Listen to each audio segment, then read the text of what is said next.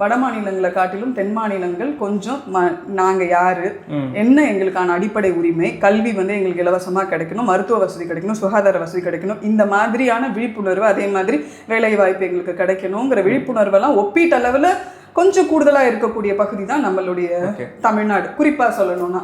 இருந்தாலும் மக்களை பொறுத்த வரைக்கும் அதாவது என்ன ஒரு மென்டாலிட்டி இருக்குன்னா, பெரும்பகுதி ஒரு அவேர்னஸ் இருக்கிற ஸ்டேட்டாக இருந்தாலும் இது மக்களை நம்ம குறை சொல்ல முடியாது. ஏன்னா அவங்களுக்கு கிடைச்சிருக்கக்கூடிய கல்வி, வேலை வாய்ப்பு, அவங்களுடைய வாழ்க்கை. இப்போ போய் விஜயோடைய கேஸ்லேயே பார்த்துக்கிட்டோன்னா 41 பேர் இறந்தவங்களுடைய சோஷியோ எக்கனாமிக் ப்ரொஃபைலை பார்த்தா எல்லாருமே கூலி வேலைக்கு போகக்கூடிய குடும்பங்கள்லேருந்து வராங்க. நான் கூலி வேலைக்கு போயிட்டு இருந்த நேரத்தில் என் ஒய்ஃப் என் குழந்தைய கூட்டிட்டு போயிட்டு இப்படி ஆயிடுச்சுன்னு சொல்கிறவங்க தான். அப்போ எந்த வித ஒரு புரிதலோ, ஒரு அரசியல் தெளிவோ, இல்லை 4 விஷயங்களை படித்து தெரிஞ்சுக்கிற அந்த ஒரு சூழ்நிலோ, அப்படியான வாழ்க்கையோ வாய்க்காத நபர்கள் தான் வந்து பெரும்பகுதி வந்து போய் அதில் வந்து மாட்டுறாங்க.